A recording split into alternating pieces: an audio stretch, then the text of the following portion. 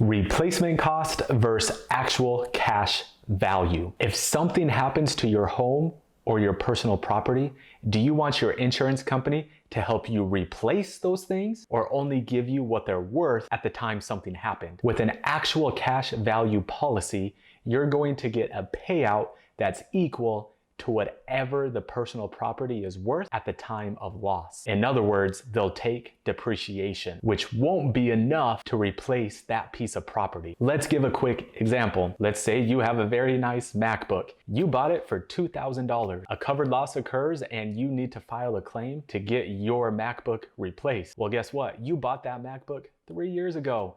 It's not worth $2,000 now. It's worth $800. That's what you're gonna get from the insurance company. You're not gonna be able to replace your MacBook. Replacement cost coverage is exactly what it sounds like. The insurance company is gonna give you enough money to actually replace your piece of property. So in our MacBook example, if something happens and it's a covered claim and the insurance company is giving you a payout, guess what? They're gonna give you however much it costs to go out and actually replace your MacBook with a new one. This is also a coverage that is not applicable to just your personal property, but to your actual home. If something happens to your actual home, do you just want actual cash value, or do you want to be able to replace and repair whatever occurs at your home, whatever accident happens at your home? Generally, you have to endorse your policy for replacement cost on both the personal property and the actual dwelling or structure of your home. So make sure your policy gives you replacement cost coverage